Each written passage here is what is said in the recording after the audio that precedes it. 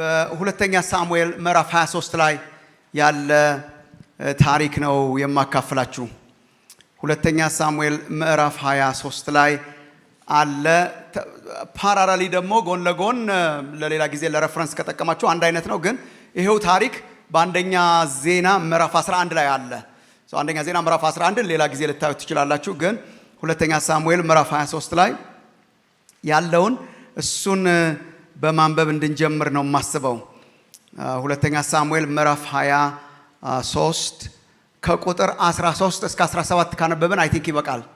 ታሪክ ነው፣ በጣም ያስገረሙኝ ሰዎች ታሪክ ነው። ከዛ ታሪክ ተነስተን እግዚአብሔር የሚናገረንን ለመስማት እንሞክራለን። ሁለተኛ ሳሙኤል ምዕራፍ 23 ከቁጥር 13 ጀምሮ እስከ 17 ድረስ ከ30 አለቆች 30 አለቆች የሚላቸው ዳዊት በዘመነ መንግስቱ ኃያላን ነበሩት። ኃያላን ይባላሉ፣ የሰራዊት አለቆች ይባላሉ። ግን ቴክኒካሊ የምናውቃቸው የዳዊት ኃያላን ተብለው ነውና የጦር ሜዳ ጀብዷቸው በጣም የተዘረዘረ ነው። በጦር ሜዳ ዳዊትን በጣም አብረውት የነበሩ ናቸው። የዳዊት ኃያላን ዴቪድስ ማይቲ ሜን ይባላሉ። 30 ናቸው በጣም በደንብ የሚታወቁት። አንዳንድ ጊዜ ከዛም ከፍ ይላል ቁጥራቸው፣ ግን በደንብ በስም የታወቁትና ደግሞ ታሪካቸው ተዘርዝሮ የተጻፈው 30 ናቸው። ከ30ዎቹ ውስጥ ግን 3 ደግሞ በጣም የተመረጡ አሉ። ከ30ው ምርጡ ማለት ነው። የነሱ ታሪክ ስለነካኝ ነው የማካፈላችሁ። ከ30ው አለቆች 3ቱ ወርደው በመከር ጊዜ ወደ ዳዊት ወደ አዶላም ዋሻ መጡ። እዛ ነበር የመሸገው። የፍልስጤማውያንም ጭፍራ በራፋይም ሸለቆ ሰፍሮ ነበር። በዚያ ጊዜ ዳዊት በምሽጉ ውስጥ ነበረ። የፍልስጤማውያንም ጭፍራ በዚያ ጊዜ በቤተልሔም ነበረ። ዳዊትም በበሩ አጠገብ ካለችው ከቤተልሔም ምንጭ ውሃ ማን ባጠጣኝ ብሎ ተመኘ። የመልእክቴ ዋና ሐሳብ አክቹዋሊ ይሄ ነው። ከቤተልሔም ምንጭ ውሃ ማን ባጠጣኝ ብሎ ተመኘ። 3ቱም ኃያላን የፍልስጤማውያንን ሰራዊት ቀደው ሄዱ። በበሩም አጠገብ ካለችው ከቤተልሔም ምንጭ ውሃ ቀዱ፣ ይዘውም ለዳዊት አመጡለት። እርሱ ግን ሊጠጣ አልወደደም። ነገር ግን ለእግዚአብሔር አፍስሶ አቤቱ ይህን አደርግ ዘንድ ከኔ ይራቅ፣ በነፍሳቸው ደፍረው የሄዱ ሰዎች ደም አይደለምን ብሎ ይጠጣ ዘንድ አልወደደም።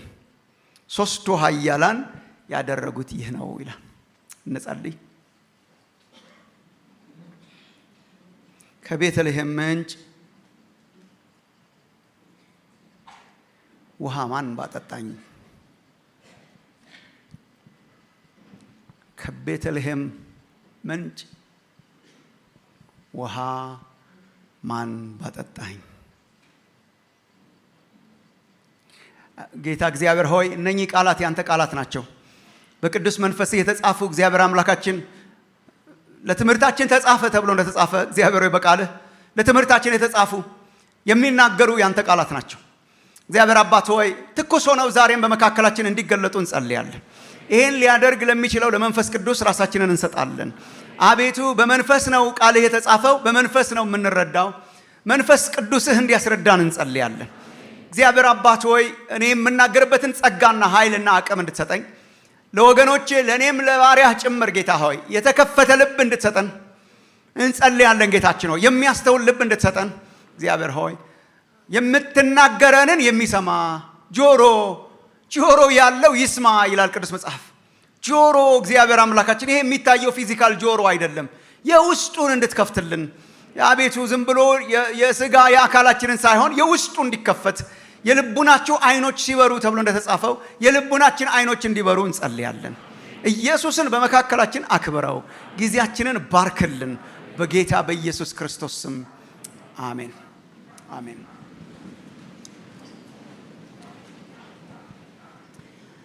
በጣም አስገራሚ ታሪክ ነው ዛሬ በፊታችሁ ማቀርብላችሁ ታሪክ። በጣም ልቤን የነካው ታሪክ ነው። በጣም ልቤን የነኩ 3 ሰዎች ናቸውና እግዚአብሔር ልባችንን የእያንዳንዳችንን ይክፈተው። ወንድሞችና እህቶቼ አንዳንድ ጊዜ ያው እኛ ሁላችሁ ታውቃላችሁ፣ አንዳንድ ሰዎች አሉ የሚፈልጉትን ነገር ይፈልጉት እንጂ የፈለገ ዋጋ ከፍለው የሚያገኙ ሰዎች አሉ። የፈለጓትን ነገር ምንም ቢያከስራቸው፣ ምንም ቢያጠፋ፣ ምንም ገንዘብ ቢያከስር የፈለጓትን እፈልጋታለሁ ያሏትን ፈልገው የሚያገኙ ዋጋ ከፍለው የሚያገኙ ሰዎች አሉ። የሚፈልጉትን ያረጉታል፣ ይከፍላሉ። ተበድረውም ቢሆን ይከፍላሉ። ከፈለጓት ያገኟታል ዋጋ ከፍለው። አብዛኞቻችን ግን እንደዛ አይደለንም። አብዛኞቻችን ነገር ምንም ብንፈልግ ዋጋው ከበድ ካለ ረከስ ያለ እንፈልጋለን እንጂ እሱን አናረግም። ይሄ ኖርማል ነው በሰው ኢኮኖሚ። በእግዚአብሔር ኢኮኖሚ ያሳያቸዋለሁ። በሰው ኢኮኖሚ ኖርማል ነው። አንድ ነገር ማግኘት ፈልጌው ከአቅሜ በላይ ከሆነ ከአቅሜ በላይ አልንጠራራም። ስመከር ያደኩትም ከአቅሜ በላይ አትንጠራራ ነው። ከአቅሜ በላይ አትንጠራራ፣ ከአቅሜ በላይ አታስብ፣ ከአቅሜ በላይ አትለጥጥ። ሰው እንደ ቤቱ እንጂ እንደ ጎረቤቱ አያድር። ለሌላ ሊሆን ይችላል፣ ለአንተ አይሆንም። አቅምህን ወቅ ስለሆነ አቅሜን አውቃለሁ። and this is fine። እንደዛ ነው የምንኖረው። ልክ ነው፣ በጣም ጥሩ ነው። በሰው ኢኮኖሚ ልክ እንደዛ ነው። አቅማችን የፈቀደውን እናረጋለን። አቅማችን ከፈቀደ በላይ አናረግም። አቅማችን የፈቀደውን ያህል እንንጠራራለን። ከአቅማችን በላይ አናረግም። አቅማችን የሚፈቅደውን እናረጋለን እንጂ አቅማችንን እናስተካክላለን እንጂ ከአቅም በላይ አንለጠጥም። አንዳንድ ሰዎች ግን እንደዛ ናቸው። አንዳንድ ሰዎች ግን ከአቅማቸው በላይም ቢሆን አድርገው ያደርጉታል። እኔ እነኚህን ሳስብ እነኚህን ሶስት የዳዊት ኃያላን ሳስብ ጌታ ኢየሱስን መከተል ምን ማለት እንደሆነ የሚያመላክቱ ሰዎች ናቸው።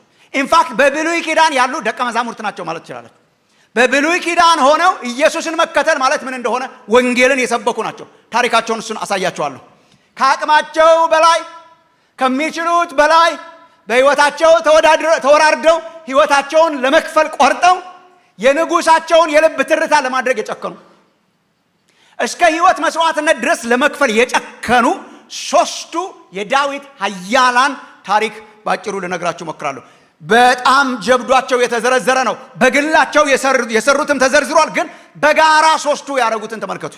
በጋራ ሶስቱ ያረጉት ከቁጥር 13 እስከ ቁጥር 17 ድረስ 13 እስከ 17 ሁለተኛ ሳሙኤል ምዕራፍ 23 እንደው መንፈስ ቅዱስ ይምጣ ልባችንን ይክፈታው። በጣም this is ኃይለኛ this is militant። ጌታን መከተል ይሄ ነው። ለእግዚአብሔር መኖር ይሄ ነው። ዲቮሽን ይሄ ነው። ለእግዚአብሔር ከኖሩ አይቀር ይሄ ነው። ለእግዚአብሔር መሰጠት ይሄ ነው። ምንድነው የሆነው? ዳዊት ያው ብዙውን ጊዜውን በጦርነት እንዳሳለፈ ታውቃላችሁ። በጣም በብዙ ጦርነት ነው ያሳለፈው። ተቀብቶ ግን ብዙ የተንከራተተ ሰው ነው። እግዚአብሔር ንጉሥ አድርጎ ቀብቶት ብዙ ተንከራቷል፣ ብዙ ለፍቷል። ሳኦል ብዙ አሳዶታል። ከዚያ በኋላ ደግሞ በቤተ መንግስቱም ትንሽ ከተደላደለ በኋላ ደግሞ ልጁ አቤሴሎም ደግሞ መከራ አብልቶታል። ሰው በጦርነት ነው የኖረው። እነኚህን ጦርነቶች ከጨረሰ በኋላ ደግሞ በኢየሩሳሌም በዳዊት ከተማ በነበረበት ጊዜ ደግሞ የፍልስጤማውያን ሰራዊት ነው ደግሞ ያታገለው።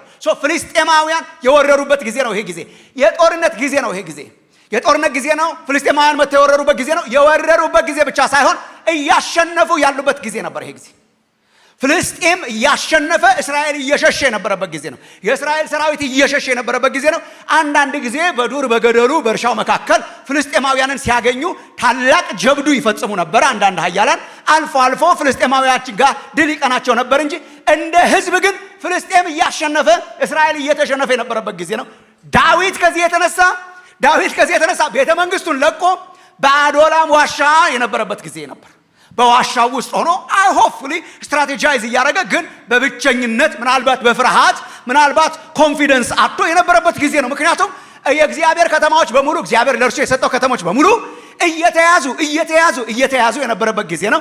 በዋሻ ውስጥ ተደብቆ ሲመለከት የራሱ የዳዊት ከተማ የተወለደባት ከተማ ቤተልሔም ራሷ ተከባ ተይዛለች። ኢንፋክት ቃሉ እንደሚነግረን ተመልከቱ። ቤተልሔም የዳዊት ያደገባት መንደሩ ቤተልሔም፣ የዳዊት የራሱ መንደር የነበረችው ቤተልሔም የፍልስጤማውያን ሰራዊት ይዟታል ብቻ ሳይሆን ምሽጋቸው እዛ ውስጥ ነበር። ላሳያችሁ። በዚያ ጊዜም ዳዊት ወደ አዶላም ዋሻ መጡ ሶስቱ ኃያላን። የፍልስጤምም ጭፍራ በራፋይም ሸለቆ ሰፍሮ ነበር። በዚያ ጊዜም ዳዊት በምሽጉ ውስጥ ነበረ። ተመልከቱ ቁጥር 14 የፍልስጤማውያንም ጭፍራ ሰራዊት ማለት ነው በዚያ ጊዜ በቤተልሔም ነበር ይላል። ቤተልሔም በቁጥጥር ስር ውላለች። ቤተልሔም አክቹዋሊ ጭፍራው መሽጎባታል። እዚያ መሽጎ የነበረባት ከተማው ሳይቀር ያደገባት ከተማ ሳይቀር የተያዘበት ጊዜ ነው። የሽንፈት ጊዜ ነው። የመሸሽ ጊዜ ነው። የዋሻ ጊዜ ነው። ያደገባት ከተማ ሳትቀር አልፋ የተሰጠችበት የምርኮ ጊዜ ነው። ደስ የሚል ጊዜ አልነበረም። ግን ኃያላኑ ስቲል ከሱ ጋር ነበሩ። ጦር መሪዎቹ ስቲል ከሱ ጋር ነበሩ። ስለ ብዙዎቹ ተናግሯል። ስለ ሶስቱ ግን ልንገራችሁ ይላል። ብዙ መቶዎቹ አሉ፣ 30ዎቹም አሉ። ስለ ሶስቱ ግን ሳልነግራችሁ አላልፍም ይላል። ስለ ሶስቱ ምንድናቸው? ሶስቱ የመሰጠት ህይወት ምልክቶች ናቸው። ሶስቱ የተሸጠ ህይወት ምልክቶች ናቸው። ሶስቱ ህይወትን የመክፈል ምልክቶች ናቸው። ምንድነው የሆነው? ዳዊት በዋሻ ተሸሽጎ በነበረበት ጊዜ፣ ቤተልሔምም በፍልስጤማውያን ቁጥጥር በነበረችበት ጊዜ ያረጉትን ጀብዱ ይነግራቸዋል። ጀብዱ ምንድነው? ዋጋቸውስ ምንድነው? እነኚህ የመሰጠት ምልክቶች ናቸው ካልን ለንጉሱ ሐሳብ መሰጠት ማለት ምን ማለት ነው? አንድ ሶስት ዋና ዋና ነገሮች እነግራቸዋለሁ ከዚህ ታሪክ። በእነኚህ ሶስት ኃያላን ውስጥ የተከሰቱ ግን እግዚአብሔርን ተሰጥቶ ስለመከተል የሚናገሩ ሶስት ዋና ዋና ሐሳቦችን አነሳላችኋለሁ። የተሰጡ ሰዎች ምልክቶች ናቸው። እነዚህ የተሸጡ ሰዎች ምልክቶች ናቸው። ጨርቄን ማቄን የማይሉ ሰዎች ምልክቶች ናቸው። ከአቅማቸው በላይ የሚንጠራሩ ሰዎች ምልክቶች ናቸው። እነኚህ የሲሪየስ ሰዎች ምልክቶች ናቸው። እነኚህ የሚሊታንት ተከታዮች ምልክቶች ናቸው። ሶስት አንደኛ ጥሪያቸውን ተመልከቱ። የመሰጠት ህይወት ጥሪው ይሄን ይመስላል። የተሰጠ ህይወት እግዚአብሔር ተመልከቱ ወገኖች፣ የተሰጠ ህይወት፣ የተሰጠ ጥሪ፣ ዲቮትድ የሆነ ህይወት መጀመሪያ ወንድሞቼ እናቶቼ የሚኖሩበትን ዓላማ ያውቃሉ። አንዱን የመጀመሪያ ምልክታቸውን ልንገራቸው። የተጠሩበት ምልክታቸው፣ ጥማታቸው የሚኖሩት የጌታቸውን የንጉሳቸውን የልብ ጥማት ማርካት ነው። እነኚህ የተለዩ ወታደሮች ናቸው። ምን የተለየ አረጋቸው? እነኚህ የተሰጡ ሰዎች ናቸው። ምን የተሰጠ አረጋቸው?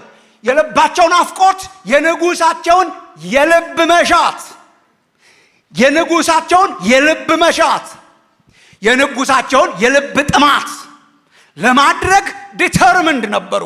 በመጀመሪያ ደረጃ ታሪካቸው የሚጀምረው የልቡን ጥማት ከማወቅ ነው። የልቡን መሻት ከማወቅ ነው። this what happened ልንገራችሁ፣ እናንተ ራሳችሁ ታዘቡ ከፈለጋችሁ። በዋሻ ውስጥ ሆኖ ዳዊት ቤተልሔምን ማዶ ሲያይ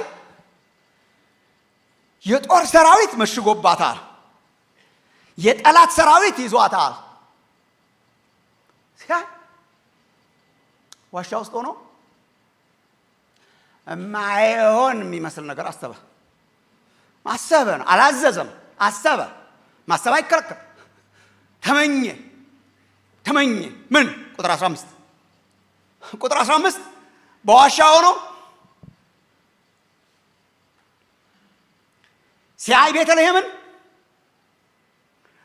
በበሩ አጠገብ፣ የመግቢያዋ በር ማለት ነው፣ በበሩ አጠገብ ካለችው ከቤተልሔም ምንጭ ውሃ ማን ባጠጣኝ። ሊያዝ አይችልም። ይሄ የማይታዘዝ ትእዛዝ ነው። ይሄ አይታዘዝም። በጦር ሰራዊት የተከበበች ከተማ ናት። ግን ተመኘ። ማን ባጠጣኝ ብሎ በልቡ ተመኘ። ከቤተልሔም ከዚያች መንደር ከበሩ አጠገብ ካለ ጉድጓድ ውሃ ማን ባጠጣኝ ውሃ ብሎ just ተመኘ። አይ ቲንክ ሲመኝ ሳይናገረው አይቀርም ወይ ጉድ ብሎ ሳይለው አይቀርም። ብሎታል እንጂ አላዘዘውም። አልታዘዘም። ትእዛዝ አልወጣም። ኢምፖዝ አላረገውም። አላስገደዳቸውም። አላስጨነቃቸውም። አላዘዛቸውም። ይሄ ከትእዛዝ በላይ ነው። ይሄ ለቆረጡ ነው። ይሄ ለጨከኑ ነው። ይሄ የሚነገር አይደለም። ይሄ የሚታዘዝም አይደለም። እነኚህ ሰዎች ምን አረጉ? የዚህን ንጉስ የንጉሳቸውን የልብ መሻት ወታደር ተመልከቱ ወገኖቼ፣ ወታደር ትእዛዝ ተጠባባቂ ነው እንጂ መሻት ፈላጊ አይደለም። ጥንትም አሁንም ወታደር ማለት ትእዛዝ ተጠባባቂ ማለት ነው። ወታደር ማለት ቀጥ ብሎ ትእዛዝ ነው የሚጠብቀው። ኢንፋክት የወታደር አንዱ የመጀመሪያ ፕሪንሲፕል ትእዛዝ ማድረግ ነው። አድርግ ነው። አታድርግ። ወታደር የነበራችሁ ታውቁ እንደሆነ ለምን አትልም፣ እንዴት አትልም፣ ይቻላል እንዲህ አትልም። አድርግ ነው። አታድርግ ነው። ሁለት እርምጃ ወደ ኋላ ሂድ ካለ ሁለት እርምጃ ወደ ኋላ ሂድ ነው። ከኋላ እኮ ያለው ገደል ነው አይባልም። በቃ ከታዘዝክ ነው። ትእዛዝ ነው የሚጠብቀው። ሰራዊት ያለ ትእዛዝ አይወርም፣ ያለ ትእዛዝ አያደርግም፣ ያለ ትእዛዝ አይሄድም። የኖርማል ወታደር ኑሮ ይሄ ነው። ኖርማል ሆኖ ሰው መኖር ከፈለገ የኖርማል ወታደር ኑሮ የታዘዘውን ማድረግ ነው። የታዘዘውን ታደርጋለህ፣ ያልታዘዝከውን አታደርግም። እስካልታዘዘ ድረስ ትእዛዝ ተጠባባቂ ነው። እንጂ ቁጭ ብሎ የጀነራሉ የልብ ናፍቆት ምን ይሆን አይጨነቅምም፣ አያስብምም። ያዛዡን ናፍቆትም ለመመርመር አይሞክርም። ያዛዡን ትእዛዝ ነው የሚጠብቀው። ትእዛዝ ተጠባባቂ ነው። ሌላው ሰራዊት በሙሉ ትእዛዝ ተጠባባቂ። እነኚህ እኮ በጣም የሚያስገርሙ ናቸው። ተጠግተውት መሆን አለበት። እዚያው አዶላም ዋሻ ድረስ መተው እኮ ነው። አጠገቡ ቁጭ ሲሉ ምኞቱን አወቁ። ስለተጠጋጉ ምኞቱን አወቁ። ሌላው ሰራዊት አላወቀም። ሌላው ሰራዊት ትእዛዝ ተጠባባቂ ነው። እነኚህ የተጠጉ ሰዎች ናቸው። እግዚአብሔር የተጠጉ ሰዎች ያርጋቸው። እንደ ዮሐንስ ማለት በጣም የአንድን ንጉሥ የልብ መሻት ማወቅ እኮ መጠጋት ይጠይቃል። ትእዛዙን ሳይሆን የልቡን መሻት ማወቅ መጠጋት ይጠይቃል። አላዘዘም፣ አልተጫነም። ዲዛየር ነው ያደረገው። የልቡን ዲዛየር፣ የልቡን ናፍቆት ተጠግተው አወቁ። ወታደር የታዘዘውን ነው የሚያውቀው። እነኚህ ግን ምኞቱን አወቁ፣ መሻቱን አወቁ። እነኚህ ኃያላን ናቸው። እነኚህ የተለዩ ናቸው። እነኚህ የተለዩ ናቸው። እነኚህ የተለየ ዲቮሽን ምን እንደሚመስል የሚያስተምሩ ናቸው። ምን የጌታቸውን የልብ ናፍቆት ተጠግተው ያወቁ ናቸው። እግዚአብሔር አይናችንን ይክፈት። ከአዲስ ኪዳን ጋር ይሄ ይያዛል። ኦፍ ኮርስ አዲስ ኪዳን እኮ ለኛ የክራይስት ታይፕ ነው። ንጉሳችን የንጉሳችን ታይፕ። የኛ ንጉስ አሁን የዳዊት ልጅ ነው። ደሴም ነው። ይሄ ብቻ ሳይሆን አዲስ ኪዳን የሚያስተምረን ላሳያችሁ። አዲስ ኪዳን በጣም ብዙ አይነት ተከታዮች ነው ያለነው። እግዚአብሔርን በጣም ብዙ አይነት ተከታዮች አለን። በርቀት ተከታዮች አለን። አዲስ ኪዳን አንብቡ። በርቀት የሚከተሉ ተከታዮች አሉ። ኖርማል ተከታዮች አሉ። ግን ከኖርማል በላይ የሆኑ ተከታዮች አሉ። እግዚአብሔር ከኖርማል በላይ ያርጋችሁ። የእውነት ሁለተኛ ጢሞቴዎስ ምዕራፍ 2 አነብላችኋለሁ። ሁለተኛ ጢሞቴዎስ ምዕራፍ 2 ላይ ያሉት እነዚህ ናቸው። ሁለተኛ ጢሞቴዎስ ምዕራፍ 2 ቁጥር 3 እና 4 እንደዚህ ይላል። እስቲ ተመልከቱ ወገኖቼ። ቁጥር 3 እና 4 ጳውሎስ ለጢሞቴዎስ እንደ ኢየሱስ ክርስቶስ በጎ ምን አያውንኛ የዳዊት ወታደሮች ሳንሆን የማን ተናገሩ? እንደ ኢየሱስ ክርስቶስ በጎ ምን ወታደር ሆነ አብረኸኝ መከራ ተቀበል። it's the same የነሱ ጥሪና የኛ ጥሪ አንድ ነው። ከዛስ ቁጥር 4 የሚዘምተው ሁሉ ሰራዊት ሁሉ ማለት ነው። የሚዘምተው ሁሉ ለጦር ያስከተተውን ደስ ያሰኝ ዘንድ ይሄ ነው ቃሉ። ደስ ያሰኝ ዘንድ ትዳር በሚገኝበት ንግድ ራሱን አያጠላልፍም። እንደ ሲቪሊያን አይኖርም። እንደ ተራ ሰው አይኖርም። ለራሱ ነገር አይኖርም። ለምን? ለጦር ያስከተተውን አዛዡን ትእዛዙን ይጠባበቅ ዘንድ፣ ትእዛዙን ያደርግ ዘንድ፣ የተነገረውን ያደርግ ዘንድ፣ እያገላበጠ ይጠቅስ ዘንድ ለጦር ያስከተተውን ጀነራሉን ደስ ያሰኝ ዘንድ ደስ ያሰኝ። ወታደር የታዘዘውን ነው የሚያደርገው። ሶስቱ ኃያላን ግን ደስ ያሰኙ ዘንድ የልቡን ፍላጎት፣ የልቡን ናፍቆት፣ የልቡን ዲዛይር ተጠግተው የሚያውቁ ነበሩ። እውነተኛ ዲቮሽን መገለጫው ምንድን ነው? የጌታን የልብ ትርታ ማወቅ፣ የእግዚአብሔርን የልብ ዲዛይር ማወቅ፣ ከሰርፌስ በላይ መሄድ፣ ከተለመደው መውጣት፣ ከኖርማል መውጣት። ኖርማል ምንድን ነው? ኖርማል የታዘዘውን ለማድረግ መሞከር ነው። የታዘዘ የመሰለውን ያደርጋል። በታዘዘው ላይ ይደራደራል። አንዳንዱ ክርስቲያን ታውቃላችሁ፣ የታዘዘውንም ይደራደር። እንትን ታዟል ላርግ፣ እሺ፣ ግን እንትን ማድረግ አልችልም። እንትን ከማረገው ይሄም እኮ ወታደር ነው። አስራት በአዲስ ኪዳን ታዟል። 8-9% ቻለ። ይሄ እኮ ወታደር ነን። ይሄ እኮ በነገራችን ላይ መንግስተ ሰማይ እኮ እንገባለን እኛም። የእውነቴን ነው። ምንም እኮ ኖርማል ውትድርና ነው። ኖርማል ሆናችሁ ማለፍ ከፈለጋችሁ this is normal። ግን ኖርማል is not normal ወንድሞች እናቶች። እኔ ሰሞኑን ማስተምረው ኖርማል አይደለም ብዬ ነው። ኖርማል ብለን ተቀበልነው ነው። እግዚአብሔር ኖርማል ከሆነባችሁ ኖርማል አይደላችሁ እናንተ ራሳችሁ። ኖርማል የማያረግ አምላክ ነው። ህይወትን የሚገለባብጥ አምላክ ነው የተቀበልነው። ስላላየነው ነው እንጂ ህይወትን ይገለባብጣል። ኖርማል የኖር ነው ስላላየነው ነው እንጂ ካየነው ኖርማል አይደለም። እግዚአብሔር ራሱ ኖርማል አይደለም። ይቅርታ፣ እግዚአብሔር ራሱ ኖርማል አይደለም። የልቡን ትርታ ማረግም ኖርማል አይደለም። ሶስ ላይክ እንትን ማረግስ ተፈቅዷል። የተፈቀደውን ከፍርሃት የመነጨ ነው። ትእዛዙን ለማክበር ነው። የተወጠረ ህይወት ነው። ስነ ስርዓት ለመያዝ ይሞክራል። ሊጋሊስቲክ ነው በጣም። ትእዛዝ የፈጸመ ሲመስል ደስ ይለዋል።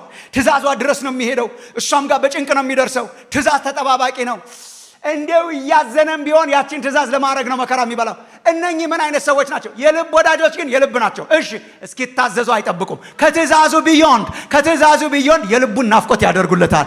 የልቡን ናፍቆት የሚያደርግ ሰራዊት እግዚአብሔር ያርጋቸው። በዚህ ዘመን እግዚአብሔር የሚፈልገው ዲሳይፕልሺፕ ይሄ ነው። በዚህ ዘመን እግዚአብሔር ጦርነት ላይ ነን ወንድሞች እናቶች። የእግዚአብሔር መንግስት ጦርነት ላይ ናት። የእግዚአብሔር መንግስት ውጊያ ላይ ናት። የእግዚአብሔር መንግስት ትግል ላይ ናት። ብዙ ተገዳዳሪ አላት። አሁን እግዚአብሔር ምን አይነት ክርስቲያን፣ ምን አይነት ዲሳይፕል፣ ምን አይነት ህዝብ ነው የሚፈልገው? የልቡን ናፍቆት የልቡን ናፍቆት ሰርቭ ለማድረግ ከተጻፈ አልተጻፈ በላይ ጠጋ የሚል ከተጻፈ አልተጻፈ በላይ ጠጋ የሚል የልቡን ትርታ የሚያደም ምንድነው የተጠማው እግዚአብሔር ዚስ ታይም? ወንድሞቼ ይሄ እኮ ነው ክርስትና ማለት። ምንድነው የልቡ ጥማት እግዚአብሔር? አሁን እኛ መንገድ ላይ ያገኘነውን ስራ ሁሉ እንድንሰራ የተቀጠርን አይደለንም። እኛ መንገድ ላይ ያለውን ስራ ሁሉ እንድንሰራ ክርስቲያን የመሰለንን ነገር ሁሉ እንድናረግ ሳይሆን ምንድነው እግዚአብሔር የሚፈልገው? ሜዳ ላይ ያለ ነገር እያፈሱ ከማድረግ እግዚአብሔር ይጠብቃችሁ። ሲሪየስ። አሁን ደግሞ ሚዲያው አለ። እንትን አርግ በዚህ ሁሉ ሰንጥቆ ልክ እንደነኚህ ሶስቱ ኃያላን የእግዚአብሔርን የንጉሱን የልብ ጥማት አምልኮን በተመለከተ ጥማቱ ምን ይሆን እግዚአብሔር? አገልግሎትን በተመለከተ ጥማቱ ምን ይሆን እግዚአብሔር? እኛው ራሳችን ሰፍረን፣ እኛው ራሳችን አርገን፣ እኛው ራሳችን የምንረካ እንዳንሆን ህይወትና አገልግሎት እኛው ራሳችን ሰፍረን ድንበሩን አገልግሎት ማለት እንትን ነው ብለን ለክተን እዛ ጋር ስንደርስ ዋው እያለን እንድንኖር እግዚአብሔር አልጠራን። አገልግሎት የሚለካው በልቡ ትርታ ነው። ምን ይፈልጋል እግዚአብሔር? እንደው እግዚአብሔር አይናችንን ይክፈትና ያሳይ። ምን ይፈልጋል እግዚአብሔር? what is his greatest desire? እግዚአብሔር ምን ጠምቶታል? ይጠማዋል ወይ ካላችሁ yes። እግዚአብሔር ምን ጠምቶታል? ምን ማየት ይፈልጋል? በቤተ ክርስቲያን ምን ማየት ይፈልጋል? በምድሪቱ ምን ማየት ይፈልጋል? በህይወታችን ምን ማየት ይፈልጋል? ምን ታዛለህ ብቻ ሳይሆን ምን አዛሃል ብቻ ሳይሆን ምንድነው የልብህ ጥማት? የተጣበቀ ደረቱ ጋር ትእዛዙን ብቻ ሳይሆን መሻቱን የሚያውቅ ህዝብ ያርጋችሁ እግዚአብሔር። ትእዛዙን ብቻ ሳይሆን መሻቱን ትእዛዙን ብቻ ሳይሆን መሻቱን፣ የተጻፈውን ብቻ ሳይሆን የልቡን ሙቀት የተጠጋጋ ከተከተልን አይቀር ወንድሞች እናቶች እንከተል። ከተከተልን አይቀር ደረቱ ጋር ከተከተልን አይቀር ፈቃዱን ማወቅ ከተከተልን አይቀር የልቡን ህይወት አድርጎ ከማለፍ በላይ ጀግንነት አለ? ዳዊት ራሱ በገዛ ዘመኑ ዳዊት በኖረበት ዘመን in his own generation የእግዚአብሔርን ትእዛዝ እንዳትሉ ሐሳብ የእግዚአብሔርን ሐሳብ የእግዚአብሔርን ፐርፐስ ምንድናት? የእግዚአብሔር የልቡ ፐርፐስ ምንድናት? የእግዚአብሔር የልቡ ዲዛይር። የተሰጠ ህይወት በምን ይታወቃል? የእግዚአብሔርን የልብ ናፍቆት በማወቅ እግዚአብሔርን የልብ ናፍቆት በማወቅ ከተፈቅዷል አልተፈቀደም ውጡ ስለ እግዚአብሔር እውነት በዚህ ታይም መውጣት አለ። ሰው በጌታ ቤት የሚኖርበት እድሜ እየጨመረ በመጣ ቁጥር ከዚህ ማለፍ የለበትም። አሁን ያገባችሁ ሰዎች እኮ ታውቁታላችሁ። የተጋባን ሰሞን እኮ ኑሯችን እንትን ማድረግ ደስ ይላት ይሆን ደስ አይላት ይሆን እንትን ማድረግ ደስ ይለው ይሆን ደስ እንትን ፍርሃት የመነጨው ምን ባረግ ይቀየም ይሆን ምን ባረግ ይቆጣ ይሆን? ከዛ ግን 30 ዓመት 40 ዓመት 50 ዓመት እኮ እንደዛ እኮ አይደል? ገና ቃል ካንደበቷ ሳይወጣ ታውቀዋለህ ውስጧን ዲዛይር አብረ ከመኖር የተነሳ ምርጫዋን ታውቃለህ፣ የልቧን ጥማት ታውቀዋለህ፣ ዲዛይሯን ታውቀዋለህ፣ ዲዛይርህን ታውቃለች። it's not like መንገር የለብህም ማውራትም የለብህም። አለማውራት ራሱ ወሬ ነው። ዝምታ ራሱ ንግግር ነው። በዝምታ ውስጥ የልብን ናፍቆት መረዳት አለ። አብረን ከመኖራችን የተነሳ ልቡን የምናውቅ ሰዎች፣ ዲዛይሩን የምናውቅ ሰዎች፣ ጥማቱን የምናውቅ ሰዎች፣ የጠማውን የምናውቅ ሰዎች እግዚአብሔር ያርጋችሁ። ጀግንነት ማለት ከትእዛዝ ማለፍ ነው። ጀግንነት ማለት ከትእዛዝ ማለፍ ነው። ጀግንነት ማለት የልቡን ናፍቆት። ሁለተኛውን ላሳያችሁ። ማወቅ አንድ ነው። እኔ እዚህ ላይ ነው የሚነዝረኝ ሳስባቸው። እንዴ አልታዘዙ፣ አወቁ። ከዛስ የተሰጠ ህይወት የእግዚአብሔርን የልብ ናፍቆት ማወቅ ነው። የተሰጠ ህይወት ዋጋ ለመክፈል የተሰናዳ ነው። ይቅርታ፣ የተሰጠ ህይወት ዋጋ ለመክፈል የጨከነ የጨከነ በሉ እስቲ የጨከነ ዋጋ ለመክፈል የጨከነ ከባድ ዋጋ ለመክፈል የጨከነ ሁሉን ለመክፈል የጨከነ በሌላ አገላለጽ የተሰጠ ህይወት አባካኝ ህይወት ነው። አባካኝ ማለት ዝርግፍ ሁሉን ነገር ቆጣቢ አይደለም። አንድ ቀን ቸርች ከመጣው አይበቃውም አይደለም። ሁለት ባረግ አረ ዝርግፍ ኤቭሪቲንግ። አረ ተው እንዳቅምህ ቢባል የማይሰማ ነው። አረ ተው እንዳቅምህ ከአቅምህ በላይ አትንጠራራ። የሚንጠራራ የልቡን ናፍቆት ማወቅ ብቻ ሳይሆን ለልቡን ናፍቆት የተሰጠ ሳክሪፊሻል ለኮ ወንድሞች እናቶች፣ ክርስትና ውትድርና ነው። ሌሰን ቁጥር 16 ናፍቆቱን አወቁ። ከዛስ እኛ ብንሆን የምናደርገውን ልንገራቸው።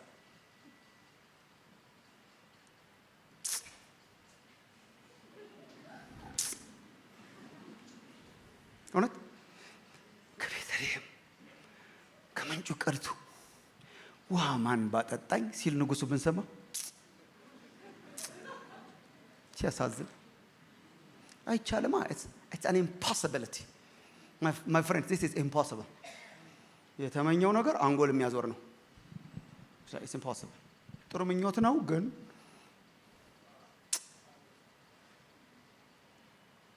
እግዚአብሔር ማልክ ነው ይፈልጋል። ከዚያ እናልፍም። እንደኔ አይነቶቹ ምናልባት ወርክሾፕ እንከፍት ነበር። ንጉሱ ውሃ ጠምቶታልና ውሃ መጥማት ማለት ምን ማለት ይሆን? እንደው ዋይ ነበር ሴሚናር። የአገሩን ቸርች የጨረሰው ስብሰባና ሴሚናር። የሴሚናሮቹ ርዕስ ራሱ እየተደገመ መጣ። ስብሰባ እንወዳለን፣ ውይይት እንወዳለን። እግዚአብሔር በግልጽ ያዘዘውን እንወያይበታለን። ዲኖ ቤተክርስቲያን ብዙ ቅሌት እንደነበራት እንደዚህ አይነት በአውሮፓ በጥንት ጊዜ አንዱ ትልቁ መወያያ ማቴዎስ 28:19 ነበር። ወደ ዓለም ሁሉ ሂዱ ሲል ይሄን ጠቅላላ እኛን እንደዚህ ነገር ነው የሚያዩ ህንድና አፍሪካን ይጨምራል ወይስ ቁጭ ላይ እየተወያዩ ማለት ወደ ዓለም ሁሉ ሲል መቼም ያንን ማለት መቼም ቅሌት የውይይት የስብሰባ የአናሊሲስ እግዚአብሔር የሰረቸው ይመስለኛል። አንዳንዴ ሳስብ አገሩም ስብሰባ ብቻ ነው፣ እኛም ስብሰባ ብቻ ነው። መወያየት እንወዳለን። አና ቁጭ ብለን ንጉሱ ጠምቶታ አይገርምም? ከቤተልሔም ገርማ ማይቻል ነገር ነው ግን ይገርማ። አንዳንዶቻችን እንጸልይበታ እንጸልይ ንጉሱ ጠምቶታ እንጸልይ። እግዚአብሔር እንትን ይፈልጋል እንጸልይ። እኔ ለምን መሰላችሁ እንጸልይ እንደዚህ እኔ በእንጸልይ አልቀልድም። እግዚአብሔር ጸሎት ስለሚሰማ እውነት በጸሎት መቀለድ አልወድም። ግን በጣም ብዙ ክርስቲያን ጸሎትን የትጋት መተኪያ አርጓታል። ብድግ አርጎ የሚያደርገውን እንጸልይ ይላል። ጌታ ኢየሱስ እኮ እየጸለየ ቢቀመጥ እስካሁን አንድንም ነበር። እየጸለየ ወደ መስቀል ስለሄደ ነው። እንደዛ እኮ ነው ማይ ፍሬንድ፣ እንደዛ እኮ ነው። እየጸለየ እኮ ሄደ። አንዳንዶቻችን እኮ ጌተሰማኒ ላይ ካምፕ አድርገናል። ጌታ እኮ አንድ ቀን ነው ጌተሰማኒ አባት ሆይ እያለ ታገል ብቻ ለይች ጽዋ ከኔ ጌተሰማኒ ላይ እኮ ካምፕ አልሰራም። ጌተሰማኒ ላይ እኮ ቁጭ አላለም። እየሄደ ነው የጸለየው፣ እየተራመደ ነው የጸለየው፣ አክሽን እየወሰደ ነው የጸለየው። ጸሎት የአክሽን ማሳበቢያ፣ ጸሎት ማደንዘዣ፣ ጸሎት ቁጭ ማያ ሲባል ደስ አይልም። ጸሎት ትጋትን ለማግኘት፣ ጸሎት ለመራመድ፣ እየተራመድን ጉልበት ለማግኘት ሲሆን እግዚአብሔር እሷን ይሰማል፣ እግዚአብሔር እሷን ይባርካል። ልክ እነኚህ ሰዎች ያደረጉት ወንድሞች እናቶች ሰሙት። ደግሞ በነገራችን ላይ አንድ ነገር ንገራችሁ። ሌላ የምንወያየው እኛ ቢሆንስ ታዲያ አዘዘ እንዴ? ኧረ አላዘዘም። ተመስገን። አምጡ አለ እንዴ? ኧረ እሱ መቼም አምጡ አይደል? ኧረ አላለም። እሺ ዝም ብሎ እንደናፈቀው እንደተጠማ ዝም ብለን አይተን አውቀን ነው እንጂ አምጧል። ዳዊት አምጧ አይልማ። እንዴት አምጡ ትላለህ? ሄዳ አምጣ አትልም። ይሄን አላዘዘም። ካልታዘዘ ቁጭ በል። ካልታዘዘ ቁጭ በል። አትነካካ። እንደውም እንዳያዝ ሚሊዮን ኤክስኪውዝ አለ ቁጭ ለማለት። ሚሊዮን ኤክስኪውዝ ከጸሎት አንስቶ ሚሊዮን ኤክስኪውዝ። ይሄ ነገር እውነት ነው እውነት አይደለም? ሚሊዮን ኤክስኪውዝ። ሉክ ዲተርም እንዲሆኑ ሰዎች ስራ ተመልከት። ቁጥር 16 ጨካኝ ተከታይ ማለት ዋጋ ለመክፈል የተሰናዳ ነው። አባካይ ነው። ሶስቱም ኃያላን ከኔ ማጅን ሶስቱም ኃያላን ዳዊት እኮ አላወቀም። ባይዘው የፍልስጤማውያንን ሰራዊት ቀደው ሄዱ ይላል።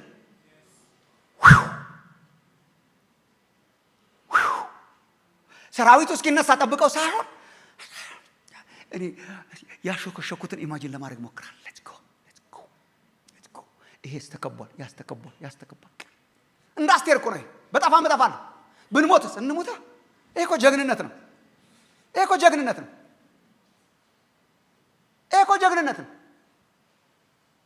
የንጉሱን ጥማት ለማርካት መሞት ጀግንነት ነው። ታሪክ እኮ ነው። መሄጃ የለውም፣ ማለፊያ የለውም። ንጉሱ ፈልጓላ፣ ተረድተዋላ እግዚአብሔርን ፈቃድ። የጌታን ፈቃድ እኮ ሚሊዮን ጊዜ የሰማችሁ ሰዎች አላችሁ። ሚሊዮን ጊዜ። አሁንም ፈቃዱን ይንገረኝ ነገራችሁ እኮ እንዴ። እኔ እንደዛ ብያቃለሁ። የፈራኋቸውን ደግሜ ጸልያቃለሁ። ግልጽ እኮ ነው። ግን ጌታ እስቲ ደግመህ ተናገር። እሱ ደግሞ ይናገራል። አሁን ወደ አገልግሎት ስመጣ ልነግራችሁ አልችልም። እስቲ እግዚአብሔር በቃ የመጨረሻ ደግሞ ያደርጋል። ደግሞ የመጨረሻ እንላለን እንደገና። እነኚህ እኮ ያ ሁሉ ንግግር ያልጠበቁ ሰንጥቀው በመካከል በሰራዊት መሃል በሞት መካከል ለእግዚአብሔር ክብር፣ በሞት መካከል ለንጉሳቸው ክብር፣ ጥማቱን ለማድ በሞት ሰንጥቀው ቀደው ሄዱ። በበሩም አጠገብ ካለችው ከቤተልሔም ምንጭ ውሃ ቀዱ። በጠላት መካከል ሰንጥቆ የሚጠል ሰራዊት እያለ ሄደው ይዘው ለዳዊት አመጡለት። ምን አይነት ኃያላን ናቸው! ምን አይታያ የጌታቸውን ፈቃድ የሚያውቁ ብቻ ሳይሆን የጌታቸው ፈቃድ የጌታቸው ሐሳብ የሚያስከፍለውን ዋጋ ለመክፈል የተሰናዱ ዋጋ ከፋይ ትውልድ እንሆን። ወንድሞች እናቶች፣ የተመቻቸ ኮምፎርታብል ላይፍ፣ የተመቻቸ ኮምፎርታብል የሆነ እኛ አሁን የእግዚአብሔርን ፈቃድ የምናደርገው እስከ ተመቸን ድረስ። ደግሞ የእግዚአብሔር ፈቃድ ደስ ይላል ተብሎ ሰምተናል። ከየት እንደሰማን አላውቅም። አይ ዶንት ኖ። ፍጹምና በጎ ደስ የሚያሰኝ የሚለውን ስላነበብን መሰለኝ የእግዚአብሔር ፈቃድ አንዳንድ ጊዜ ደስ አያሰኝም። እውነት መስቀል ደስ ያሰኛል፣ ቶርቸር ደስ ያሰኛል። አንዳንድ ጊዜ አይደለም። ስለዚህ አሁን ሰው ደስ ያለውን ነው የሚያደርገው። ስጸልይበት ደስ አለኝ የጌታ ፈቃድ ነው ይላል። ስጸልይበት ደስ አላለኝ። የጌታ ፈቃድ መለኪያ የኛ ደስታ ነው። የጌታ ፈቃድ መለኪያ የጌታ ደስታ ነው። ስንት እኮ እግዚአብሔር ተናግሮ ነው። ምን አይነት ትውልድ ነው እግዚአብሔር እየፈለገ? ጨካኝ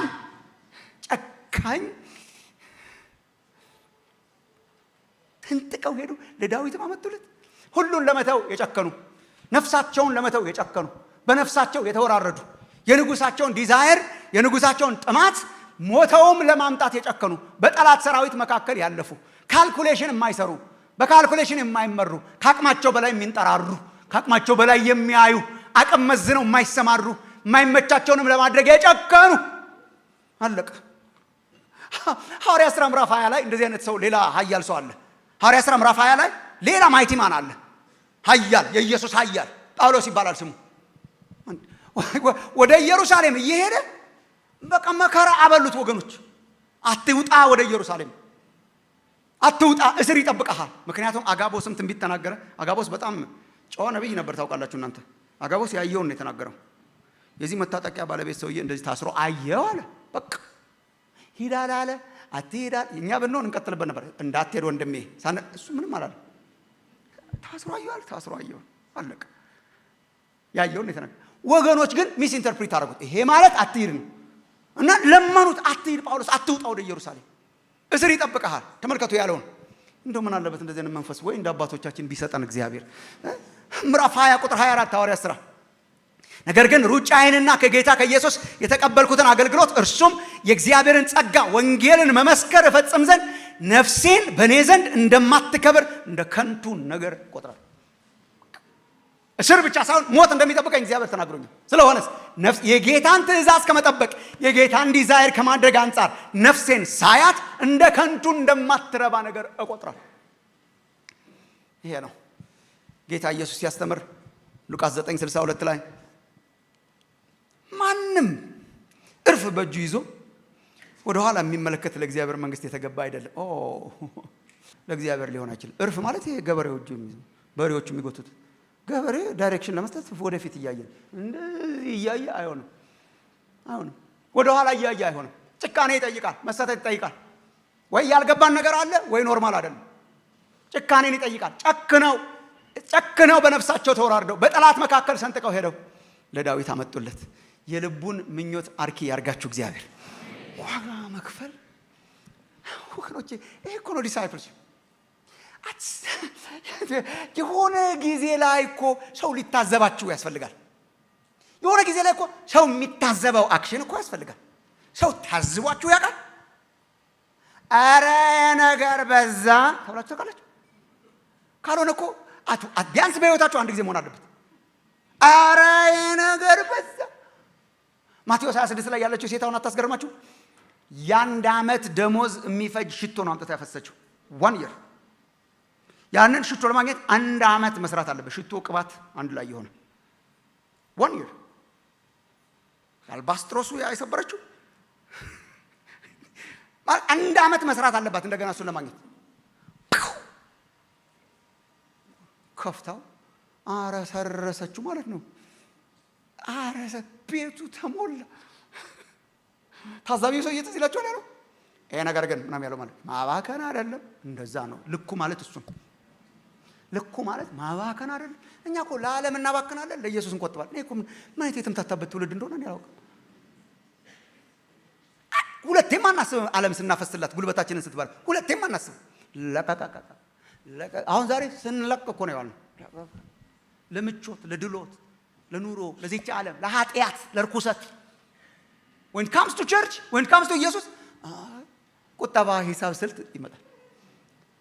እስከ ሞት ድረስ የታመንከውን የህይወትንም አክሊል ይሰጣል።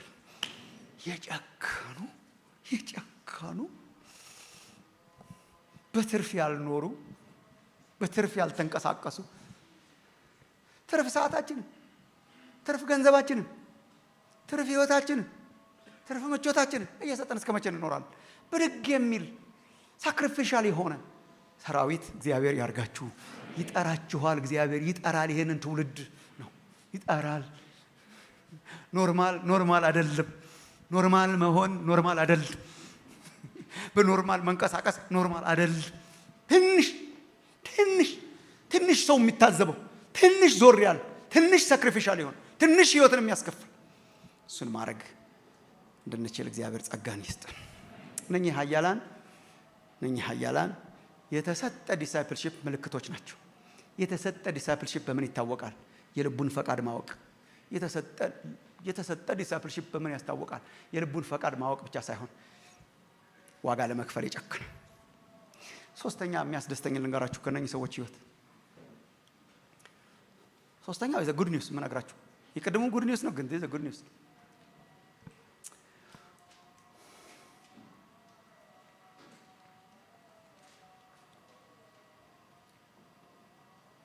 የነኚህ ሰዎች ህይወት ልዩ የሚያደርገው እግዚአብሔር አክብሮ የተቀበለው ህይወት መሆኑ ነው። እግዚአብሔር አክብሮ ለሰው ሳያስነካ የተቀበለው ህይወት መሆኑ። ምን ማለት ነው? የተሰጠ ህይወትን ሳክሪፊሻል ህይወት እግዚአብሔር ያከብራል። እግዚአብሔር ይቀበላል። እግዚአብሔር አይንቅም። እንደዚህ ያለውን መስዋዕት አያልፍም። እግዚአብሔር የሆነውን ተመልከቱ። ማን ባመጣልኝ ከቤተልሔም ምንጭ ውሃ ቀድቶ ሲል ንጉሥ ዳዊት ጠረጴዛው ላይ ፖም ማየት ቆራጦች ናቸው። ፖም አየውና ተመልከቱ ምላሹ። እኔ እግዚአብሔር እኔ ዝም ብሎ በቃ እናንተ መጽሐፍ ቅዱስ ስታነቡ ማሙሻ ዝም ብሎ ነው በሉ ዝም ብላችሁ ከፈለገ እኔ ዝም ብዬ ስጠረጥር ዳዊት አወቀውም አላወቀውም ዳዊት ገባውም አልገባውም እግዚአብሔር እንዳጣጣት ያለው ይመስለኛል። እንዳጣጣት እቺ የኔ ናት ያለው ይመስለኛል። ይሄ የኔ ነው። እግዚአብሔር he must be so proud። ተመልከቱ የሆነው ቁጥር 16 ሶስቱም ኃያላን የፍልስጤማውያንን ሰራዊት ቀደው ሄዱ። በበሩም አጠገብ ካለችው ከቤተልሔም ምንጭ ውሃ ቀዱ፣ ይዘውም ለዳዊት አመጡለት። እርሱ ግን ሊጠጣ አልወደደም። ሊጠጣ አልወደደም። ተመልከቱ ጀስቲፊኬሽኑ። ነገር ግን ለእግዚአብሔር አፈሰሰው ይላል። ማንበብ አለባችሁ ይሄ። ነገር ግን ለእግዚአብሔር አፍስሶ እንደ ኦፈሪንግ ማለት ነው፣ እንደ መስዋዕት ይሄ የኔ አይደለም ማለት ነው። ይሄ የኔ አይደለም። አፈሰሰው ብቻ አይደለም ባይዘው አልጠጣም ብሎ አይደለም ያፈሰሰው። አንዳንድ ሰው እንደዛ ይመስላል። ዳዊት መጥቶለት ነበር አልጠጣም። ኖ ሰዋው። በእግዚአብሔር ፊት አፈሰሰው ማለት ሰዋው።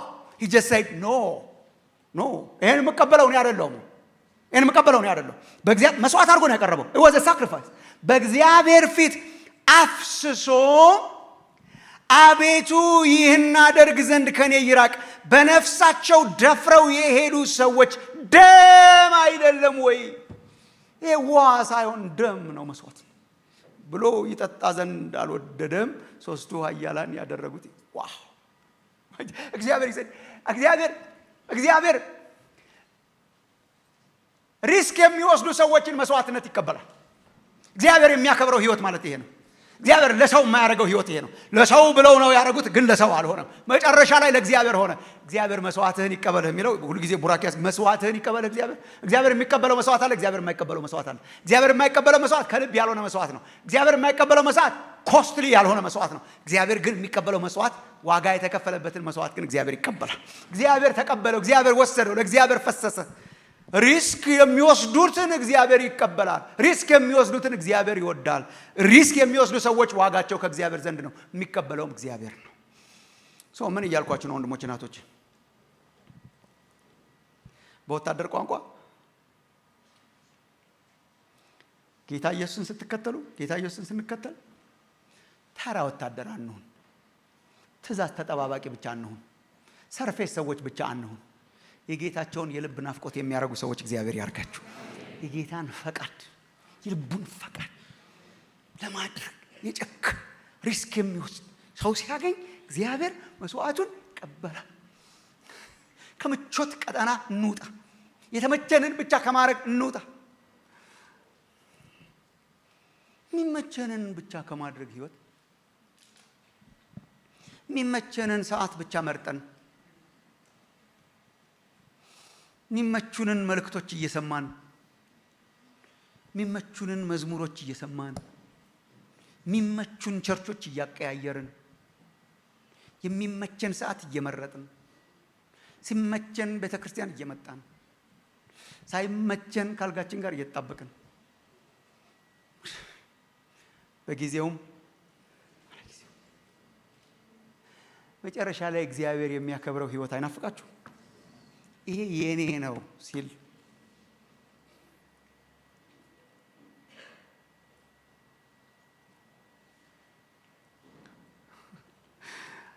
እስጢፋኖስን እኮ አለው ሂዝ ማይን ብድግ አለ ኢየሱስ። መሬት ላይ እየተወገረ እስጢፋኖስ ብድግ አለ ሰማይ እኔ ነው የምቀበለው ብሎ ማለት ሄዶ ሳይሆን እስጢፋኖስ ተቀብሎት ነው። ሄዶ ብቻ እኛውን እርግጠኛም አይደለንም፣ ግን ሄዶ ነገር ተቀበለው በድግ ብሎ ሰማይ አጨብጭቦለት። እግዚአብሔር የሚቀበለው መስዋዕት ብትሆኑ ደስ አይላችሁ? አልቲሜትሊ ቸርች አዳምቀን የምንሄድ ሳይሆን እግዚአብሔር የሚቀበለው ሳክሪፋይስ፣ እግዚአብሔር የሚቀበለው ሳክሪፋይስ፣ ቤቱን የሚሞላ ሳክሪፋይስ፣ ህይወትን ያስከፈለ ሳክሪፋይስ፣ ከዙፋኑ ብድግ የሚያደርገው ሳክሪፋይስ፣ እኔ ነው የምጠጣው የሚያስብል ሳክሪፋይስ፣ እግዚአብሔር እኔ ነኝ የምጠጣው እኔ ነኝ የምወስደው የሚያስብል እግዚአብሔር የሚቀበለው ሳክሪፋይስ። ሰው ዓለምን ሁሉ አትርፎ ይሄን ቢያጎድል ከንቱ ነው። ዓለምን ሁሉ ተሰጥቷችሁ ይሄን ብታጎድሉ ለእርሱ ዓላማ፣ ለእርሱ መሻት፣ ለእርሱ ናፍቆት ኖሮ እግዚአብሔር የሚቀበለው ህይወትን ኖሮ ማለፍ ያርግላችሁ እግዚአብሔር። አንድ ሁለት ነገሮች ብያችሁ ጨርሳለሁ። አንደኛ በተደጋጋሚ ያልኳችሁ ነው። እኔ ክርስቲያኖች ወንድሞችና እህቶቼ ከነኚህ ኃያላን መማር አለብን ብዬ አምናለሁ። ኖርማል ህይወት ኖርማል አይደለም ነው። ስለ እርሱ ሁሉን ተጎዳሁ ነው ኖርማል። ስለ እርሱ ሁሉን ጣልኩ ነው ኖርማል። ከተመቻቸ ነገር ብቻ እንውጣ። ስለ እርሱ ሁሉን የሚጥል ስለ እርሱ ሁሉን የሚጥል ስለ እርሱ ሁሉን የሚጥል ያስፈልግ ስለ እርሱ ነፍሱን የሚተው ነፍሱን የሚጥል እኮ ነው ያገኛታል ያለው ኢየሱስ። የሚያጠፋት ያገኛታል። ሳክሪፋይስ የሚያረጋት ያገኛታል። ስትሬች የሚያረግ እንደ አቅሙ ሳይሆን ከዛ በላይ ስትሬች የሚያረግ በአቅሙ ክርስትናን የሚገዛ ያቅምህን ግዛ ስለተባለ በአቅሙ ክርስትናን የሚገዛ ሳይሆን ሁለንተና ላቪሽ የሚያረግ የሚጥል የሚተው የሚዘረግፍ የሚያባክን ፊላክ እሱን አይነት ህዝብ እግዚአብሔር ያርጋችሁ። ሰዓት እያየ የሚጸልይ ሰዓት አልደርስ ብሎት የሚጾም ከለመዳት በላይ የማይነቃነቅ መድቦ በትእዛዝ ኬጅ ራሱን ያጠረ ሊሚትድ የሆነ ኖርማል የሆነ ህይወት እግዚአብሔር ሰብሮ ያውጣን። ዘመኑን የምናሸንፈው ከዚህ ኬጅ ሰብረን ስንወጣ ስለሆነ። ሁለተኛ ግን ያስገረመኝን ነገር ነግሬያችሁ ጨርሳለሁ። የእነኚህ ሰዎች ታሪክ በጣም ትንቢታዊ ታሪክ ይመስለኛል። የእነኚህ ሰዎች ታሪክ ይሄ ታሪክ በጣም ፕሮፌቲክ ታሪክ ነው። ለምን? ይሄ ታሪክ ከተፈጸመ ከ1000 ዓመት በኋላ ይሄ ታሪክ ከሆነ ይሄ ታሪክ ሆኖ እነ ዳዊትም እነኚህም ኃያላን አልፈው ከ1000 ዓመት በኋላ ሌላ ውሃ ሌላ እግዚአብሔር የተቀበለው መስዋዕትነት ሌላ የተቀዳ ውሃ አክቹሊ ዳዊት እንዳለው ውሃ ሳይሆን ደም ነው እንዳለው ደም እንደተቀዳ አውቃቸዋል። ከቤተልሔም ከ1000 ዓመት በኋላ እግዚአብሔር ውሃ ሰጪ ሌላ ንጉሥ አስነሳ ማለት ነው። ከ1000 ዓመት በኋላ እግዚአብሔር በቤተልሔም ይሁዳ ከድንግል ተወልዶ ከዳዊት ከተማ ከቤተልሔም ከዛቸው ከዳዊት ከተማ ኢየሱስ ክርስቶስ ከድንግል ተወልዶ አድጎ በመስቀል ላይ ሌላ ውሃ ተቀዳ። እነኚህ በወታደር መሃል ሰንጥቀው ነው። ኢየሱስ ክርስቶስ በዓለም መካከል ሰንጥቆ በቀራንዮ አደባባይ ላይ ሲሰቀል ይዞት መጣ። የዘላለሙን ውሃ ይዞት መጣ። የዘላለሙን ደም ይዞት መጣ። ከቤተልሔም ሌላ ደም ተቀዳ። ከቤተልሔም ሌላ ውሃ ተቀዳ። ከቤተልሔም ሌላ ምንጭ ፈለቀ። ከቤተልሔም ሌላ የሚያረሰርስ ምንጭ መጣ።